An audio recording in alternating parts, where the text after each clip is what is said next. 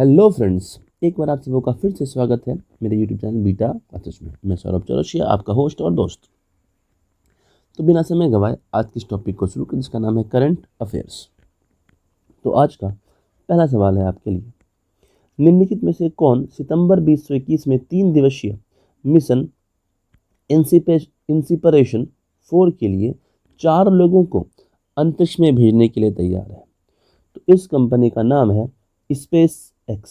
यह कंपनी 4 लोगों को अंतरिक्ष में भेजने के लिए तैयार है। कंपनी का नाम क्या है? तो स्पेस एक्स। इसके बारे में थोड़ी सी जानकारी। यह केवल निजी लोगों को भेजने वाला है। यह पृथ्वी की परिक्रमा करने वाला पहला मिशन होगा। यह 3 दिवसीय मिशन होगा।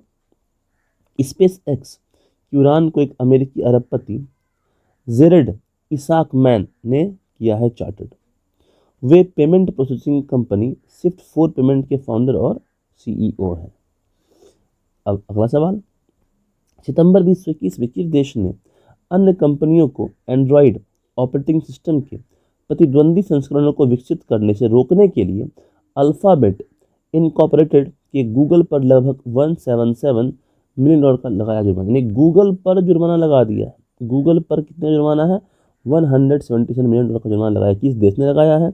इस देश का नाम है दक्षिणी कोरिया। अब इसके बारे में थोड़ी सी जानकारी।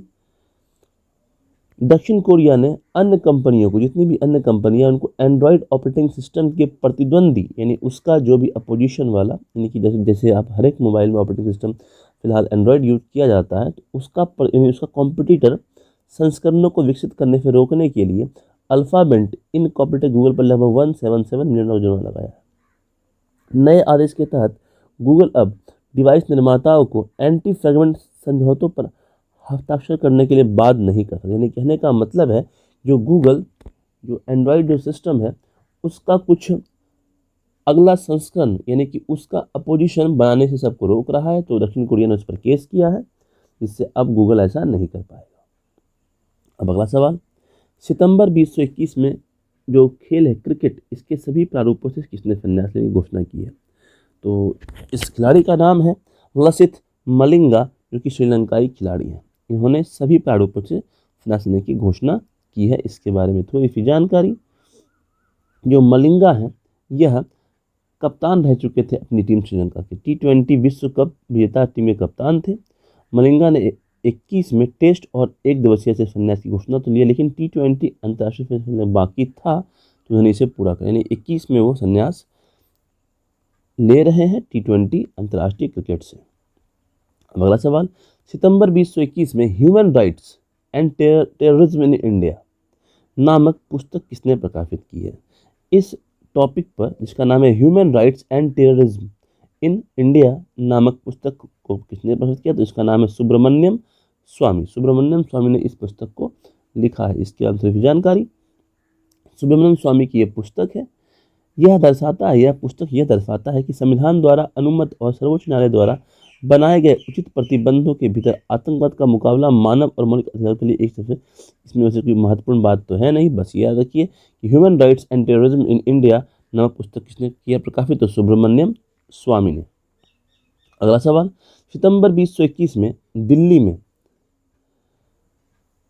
SVA MITVA योजना, ये स्वामित्व योजना a stepping stone towards fulfilments of rural economy पर एक राष्ट्रीय बैठक का किसने किया उद्घाटन? तो इस योजना का नाम है स्वामित्व योजना। ठीक है, इसका उद्घाटन किसने किया है? तो यह उद्घाटन करने वाले गिरिराज सिंह ने स्वामित्व योजना का उद्घाटन किया है। इसके बारे में थोड़ी सी जानकारी। तो केंद्रीय पंचायती और राज्य ग्रामीण विकास मंत्री कौन है? गिरिराज सिंह। उन्होंने सितंबर 2021 दिल्ली में स्वामित्व योजना the stepping stone towards fulfilments of rural economy पर एक राष्ट्रीय बैठक का उद्घाटन किया। इस योजना का ये डिस्क्रिप्शन है कि the stepping stone towards fulfilments of rural economy पर एक राष्ट्रीय बैठक का आयोजन किया है। इसका उद्देश्य प्रत्येक ग्रामीण घर के मालिकों को अधिकारों का रिकॉर्ड प्रदान करने, ग्रामीण भारत की आर्थिक प्रगति को सक्षम बनाता है। यानी कहने का मतलब है, जो आपका अधिकार है, जो प्रत्येक ग्रामीण व्यक्ति का अधिकार है उसका रिकॉर्ड आपको मिलेगा इस स्वामित्व योजना के तहत। अब अगला सवाल, सितंबर 2021 में जम्मू और कश्मीर के उपराज्यपाल मनोज सिन्हा ने निम्नलिखित में से किस डिजिटल बैंकिंग और कृषि प्रशिक्षण कार्यक्रम का उद्घाटन किया? तो यह जो उद्घाटन जो हुआ है डीजीपे सखीज का भी, इसका भी और पशु सखीज का भी, यानी इसका जो सही उत्तर होगा वह सभी एक, दो और 3, इसका जो उत्तर होगा सभी 1, 2, 3।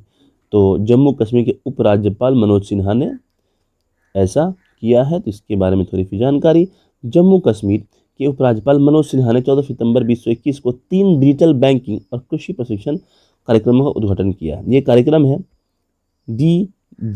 जीपे साखीज, पशु साखीज। तो यह तीनों चीजें हैं।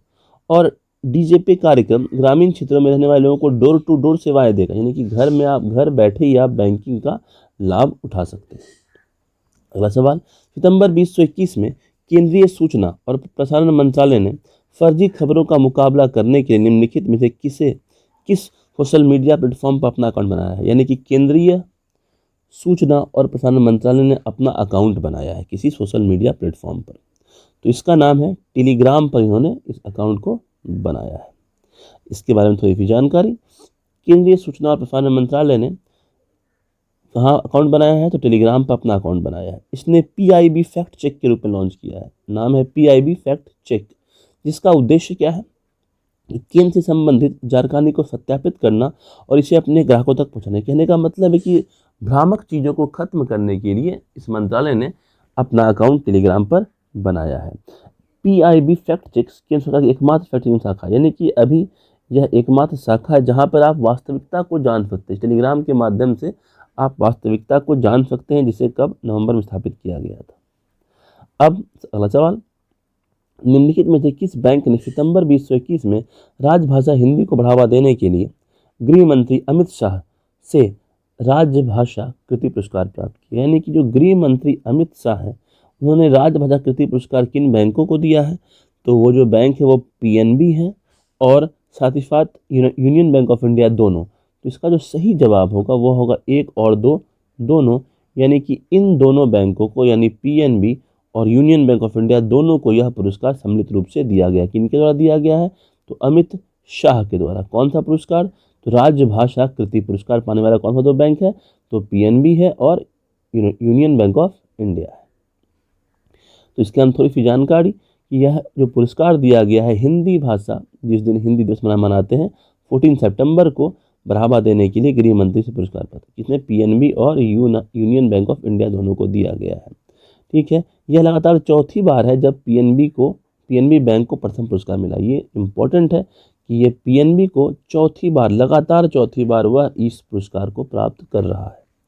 अगला सवाल, सितंबर 2021 में निम्नलिखित में किसने यूनेस्को अंतर्राष्ट्रीय साक्षरता पुरस्कारों का प्रतिष्ठित किंग सेजोंग साक्षरता पुरस्कार प्राप्त किया है? यानी एक ऐसा संगठन जिसने यूनेस्को के द्वारा यह पुरस्कार का नाम क्या है? किंग सेजोंग साक्षरता पुरस्कार प्राप्त किया है। किसके द्वारा?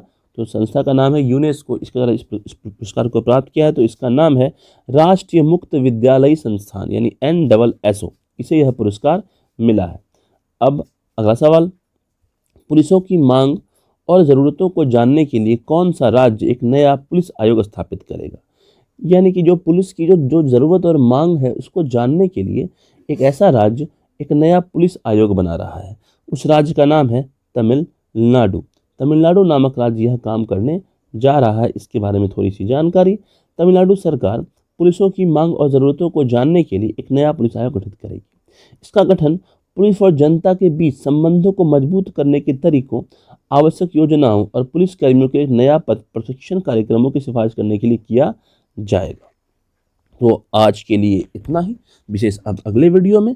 आपका दिन शुभ हो। जय हिंद, जय भारत।